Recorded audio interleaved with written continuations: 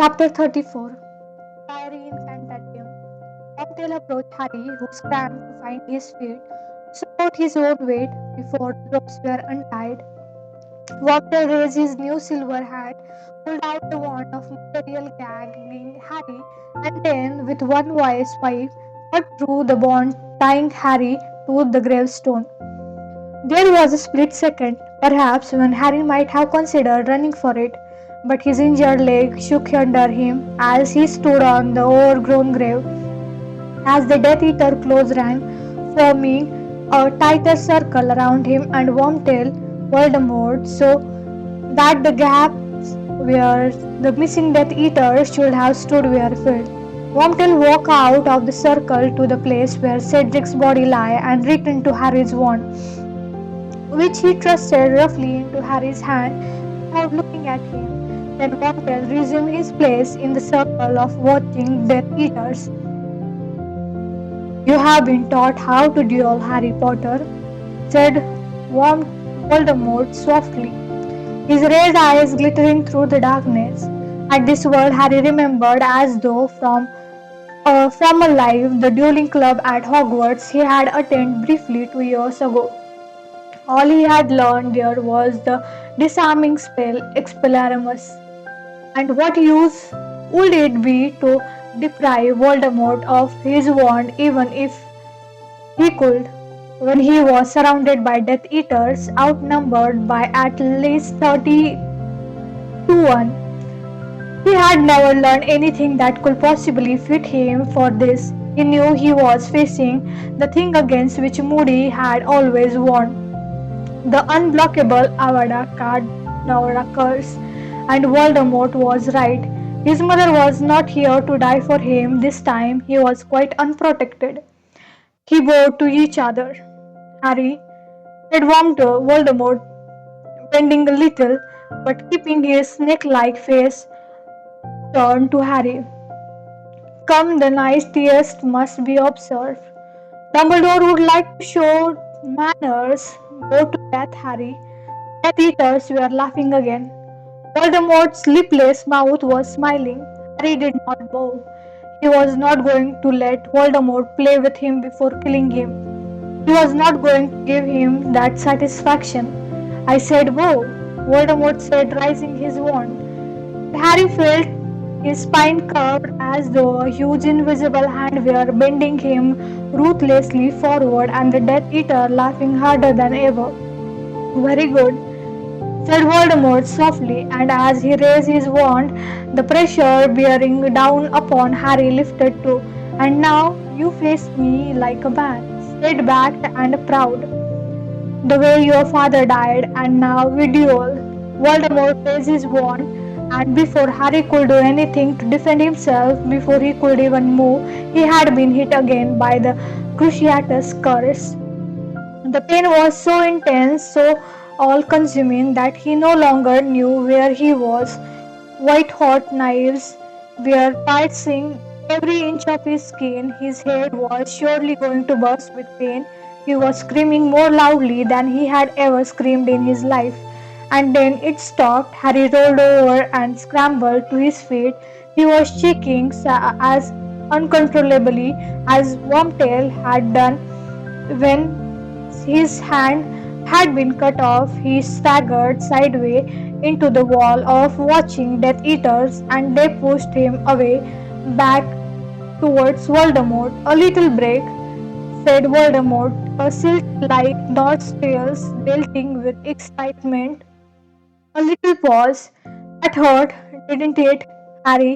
You don't want me to do that again, do you?" Harry didn't answer. He was going to die like Cedric. Those pitiless red eyes were telling him so. He was going to die, and there was nothing he could do about it. But he wasn't going to play along. He wasn't going to obey Voldemort. He wasn't going to beg. "I ask you whether you want me to do that again," said Voldemort softly. "Answer me, Imperio." And Harry felt for the third time in his life the sensation that his mind had been wiped off all the thought. It was bliss not to think. It was a thought he were floating, dreaming, just answer. No, say no, just answer no. I will not, said a stronger voice. Black of his head, I won't answer, just answer no. I won't do it, I won't say it, just answer no. I won't.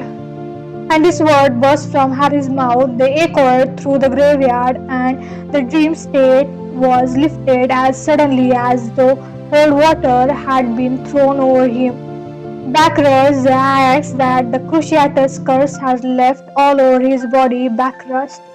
The realization of where he was and what he was facing. You won't, said Voldemort quietly. Death Eaters were now laughing. Now, you won't say no, Harry. Obedience is a virtue I need to teach you before you die. Perhaps another little dose of pain. Voldemort lays his wand, but this time Harry was ready with the reflex born of his training. He flung himself sideways to the ground and dropped behind the marble handstand of Voldemort's father, and he heard it crack as the curse missed him. "We are not playing hide and seek, Harry," said Voldemort softly, old voice drawing nearer as the Death Eaters laughed. "You can't hide from me. Does this mean you are tired of our duel? Does this mean that you will prefer me to finish it now, Harry? Come out, Harry. Come out and play. Then it will be quick. It might even be painless. I would not know. I have never died." Harry crouched behind the handstone and knew the end has come. There was no hopes, no help to be had, and as he heard Voldemort draw nearer still, he knew one thing only, and it was beyond fear or reason. He was not going to die crouching here like a child playing hide and seek. He was not going to die kneeling at Voldemort's feet. He was going to die upright like his father. And he was going to die trying to defend himself even if no defense was possible. Before Voldemort could shake his snake-like face around the headstone, Harry stood up. He gripped and one tightly in his hand, thrust it out of the front of him, and threw himself around the headstone facing Voldemort. Voldemort was ready as Harry shouted, "Expelliarmus!" Voldemort cried out a cardboard. A jet of green light issued from Voldemort's wand just as a jet of red light blasted from Harry's. They met in midair, and suddenly Harry's wand was vibrating as though as an electric charge were surging through it. His hand seized upon around it and couldn't have released it if he had wanted to, and a narrow beam of light connected the two wands, neither red nor green, but bright deep gold. Harry, following the beams with his astonished gaze, saw that Voldemort's long white fingers too were gripping a wand that was shaking and vibrating. And then nothing could have prepared Harry for this. He felt his feet lift from the ground. He had Voldemort were both being raised into the air, their wands still connected by that thread of shimmering gold light. They glided away from the tombstone of Voldemort's father and then came to rest on a patch of ground that was clear and free of graves. The Death Eaters were shouting. They were asking Voldemort for instruction. They were closing in, reforming the circle around Harry and Voldemort, the snakes slithering at their heels, some of them drawing their wands. The golden thread connected Harry and Voldemort splintered through the wand remained connected. 1,000 more beams arced high over Harry and Voldemort's, crisscrossing all around them until they were enclosed in the golden dome-shaped web, a cage of light beyond which the Death Eaters circled like jackals, their cries strangely muffled now. "Do nothing!" Voldemort shrieked to the Death Eaters, and Harry saw his red eyes widen with astonishment as what was happening saw him flying to break the thread of light still connecting this wand with Harry's. Harry held onto the wand more tightly with both hands, and the golden thread remained unbroken. "Do nothing unless I command you," Voldemort shouted to the Death Eaters. And then an unearthly and beautiful sound filled the air. It was coming from every thread of the lightning spun wave vibrating around Harry and Voldemort. It was a sound Harry recognized, though he had heard it only once before in his life, Phoenix song. It was the sound of hope to Harry, the most beautiful and welcoming thing he had ever heard in his life. He felt as though the song were inside him instead of just around him. It was a sound he connected with Dumbledore, and it was almost as though a friend were speaking in his ear. Don't break the connection. I know, Harry told the music. I know. I must not. But no sooner had he thought it than the thing became much harder to do. His wand began to vibrate more powerfully than ever, and now the beam between him and Voldemort changed too. It was as though large bead of lights were sliding up and down the thread connecting the wand. Harry felt his wand give a shudder under his hand as the light bead began to slide slowly and steadily his way. The direction of the beam's movement was now toward him from Voldemort, and he felt his wand shuddered angrily. As the closest beam of light moved nearer to Harry's wand tip, the wood beneath his finger grew so hot he feared it would burst into flame. The closer that bit moved, the harder Harry's wand vibrated. He had sure his wand would not survive contact with it. It felt as though it was about to shatter under his fingers. He contracted every last particle of his mind upon forcing the blade back toward Voldemort, his ear full of Fenwick's song, his eyes furious fixed, and slowly, very slowly, the bits quavered to halt, and then just as slowly they began to move the other way. And it was Voldemort's wand that was vibrating extra hard now. Voldemort, who looked astonished and almost fearful, one of the bits of light was quivering inches from the tip of Voldemort's wand. Harry didn't understand why he was doing it, didn't know what it might achieve, but he now concentrated as he had never done in his life on forcing that bit of light right back into Voldemort's wand, and slowly, very slowly, it moved along the golden thread. It trembled for a moment and then it connected. At once, Voldemort's wand began to emit echoing scream of pain. Then Voldemort's red eyes widened with shock. A dense smoky hand flew out of the way tip of it and vanished. The ghost of the hand he had made Wormtail, more shouts of pain, and then something much larger began to blossom for Voldemort's one tip, a great greyish something that looked as though it were made of the soldiers, then smoke. It was a head, now the chest and arms, the torso of Cedric Diggory.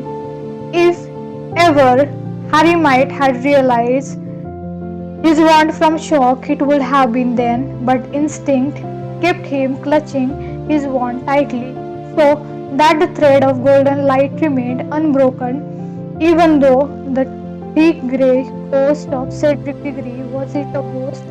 It looked so solid, emerged in its entity from the end of Voldemort's wand as though it were squeaking itself out of the very narrow tunnel. And this shade of Cedric stood up and looked up and down the golden thread of light and spoke. Hold on, Harry, said. Voice was distant from echoing. Harry looked at Voldemort. His wide eyes, red eyes, were still shocked. He had no more expected than Harry had. Very dimly, Harry heard the frightened yell of the Death Eater prowling around the edge of the golden dome. More scream of pain from the wand, and then something else emerged from its tail. Then shadow of a second head, quickly followed by arms of and torso. An old man Harry had seen only in a dream was now pushing himself out of the end of the wand. It's just as Cedric had done, and his ghost or his shadow or whatever it can fell next to Cedric and survived Harry. and Voldemort, and the golden wave and the connected wand, with mild surprise leaning on the walking stick. He was a real wizard then, the old man said. His eyes on Voldemort skilled me. That one did. You fight him, boy. You all ready? Yet another head was emerging, and this head, grey as smoky statue, was a woman's. Harry, both arms shaking now as he fought to keep his wand still, saw her drop to the ground and straighten up like the others, staring. The shadow of Bertha Dorking served battle before her with hidden eyes. Don't let go now, she cried, and her voice echoed like Cedric's as though from very far away. Don't let him get you, Harry. Don't let go.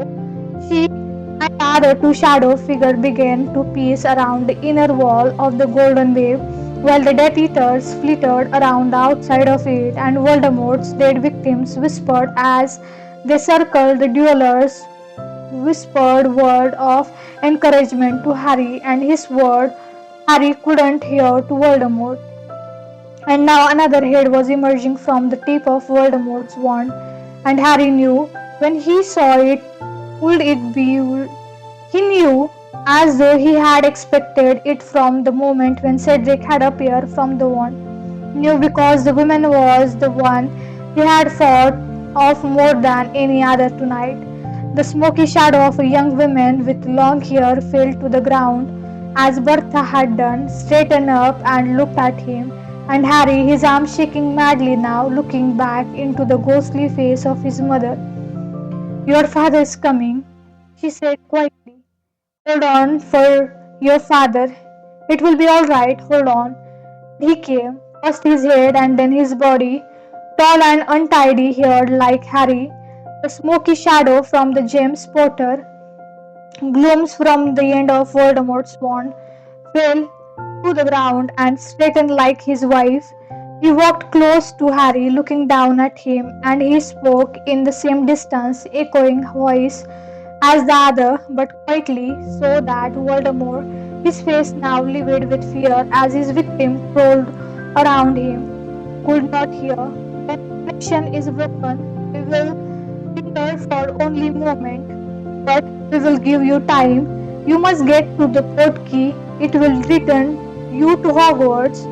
Do you understand, Harry? Yes, Harry gasped, fighting now to keep a hold on his wand, which was slipping and slithering beneath his finger. Harry whispered the figure of Cedric, take my body back. Will you take my body back to my parents? I will, said Harry, his face screwed up with the effort of holding the wand. Do it now, whispered his father's voice. Be ready to run. Do it now. Now, Harry yelled. He didn't think he couldn't have held on for another moment. Anyway, he pulled his wand upward with any almighty wrench, and the golden thread broke. The cage of light vanished, the Phoenix song died, but the shadow figure of Voldemort's victim did not disappear.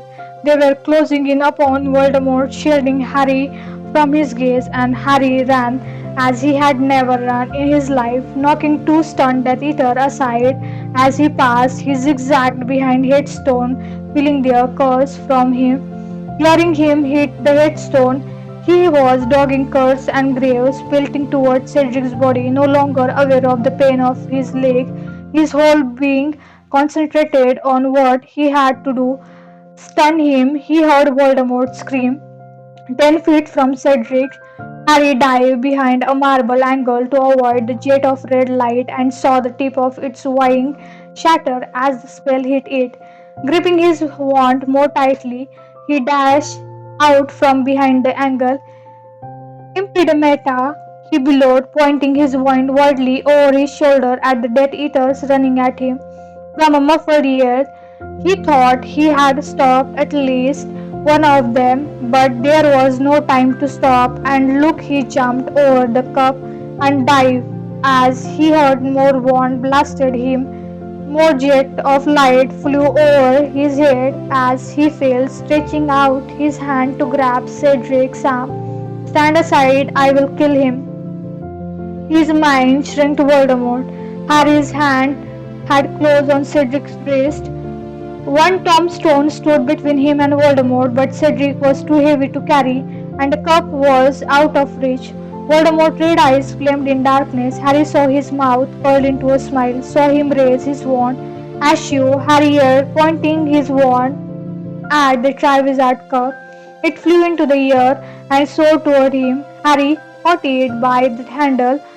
He heard Voldemort scream of fury at the same moment that he felt the jerk behind the navel. That means the portkey had worked. It was spending him away in a whirl of a wind and color, and Cedric along with him. They were going back. That's it for today. Thank you so much. Stay tuned for next chapter. Till then, see ya. Bye bye.